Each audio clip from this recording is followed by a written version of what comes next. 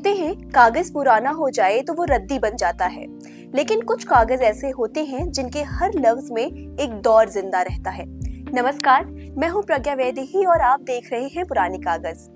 आज हमारे इन पुराने कागजों में जिक्र है उस जादूगर का जिसकी कलम ने ताजमहल को मोहब्बत की निशानी मानने से इनकार कर दिया था। वो शायर जिसे दुनिया साहिर लुधियानवी के नाम से जानती है। साहिर यानी जादूगर।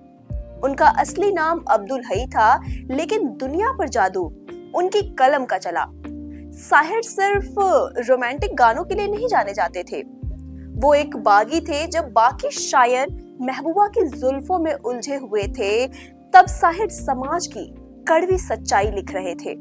उनकी मोहब्बत में भी एक शिकायत थी और उनकी बगावत में भी एक दर्द था। पुराने कागज को अगर पलटा जाए तो साहिर की जिंदगी का एक पन्ना अमृता प्रीतम के नाम का भी निकलता है। एक ऐसी मोहब्बत जो कभी मुकम्मल नहीं हुई। किस्से बताते हैं कि जब साहिर अमृता से मिलने उनके घर जाते थे तो वो एक भी लफ्ज नहीं बोलते थे। इश्क का ऐसा जुनून शायद ही कहीं और देखने को मिले। साहिर ने इसी अधूरेपन पर लिखा है, तुम जो ये भी न बताओ तो ये हक है तुमको, मेरी बात और है, मैंने तो मोहब्बत की है। तुम मुझे भूल भी जाओ तो ये हक है तुमको। जिंदगी सिर्फ मोहब्बत नहीं, कुछ और भी है। जुल्फ और रुखसार की जन्नत नहीं, कुछ और भी है। भूख और प्यास की मारी हुई इस दुनिया में इश्क की एक हकीकत नहीं, कुछ और भी है। तुम अगर आंख चुराओ तो ये हक है तुमको, मैंने तुमसे ही नहीं सबसे मोहब्बत की है।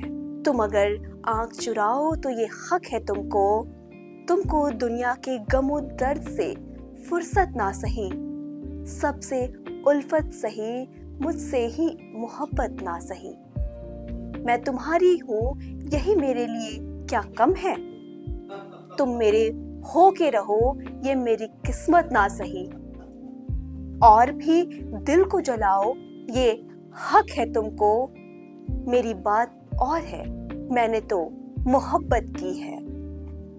तुम मुझे भूल भी जाओ तो ये हक है तुमको। आपको बता दूं कि इन शब्दों को सुरों में भी पिरोया गया और उन सुरों को आवाज दी थी मुकेश चंद माथुर और सुधा मल्होत्रा जी ने। वैसे साहिर सिर्फ टूटे दिल के शायर नहीं थे, वो आवाज थे जिन्होंने अमीरी और गरीबी के फर्क को अपनी शायरी से ललकारा। साहिर जिंदगी भर अकेले रहे, लेकिन उनके लिखे गीत आज भी हर अकेले इंसान के साथी हैं। वो जानते थे कि वक्त की धूल हर नाम को मिटा देती है, इसलिए वो पहले ही लिख गए थे, मैं पल दो पल का शायर हूँ, पल दो पल मेरी कहानी है।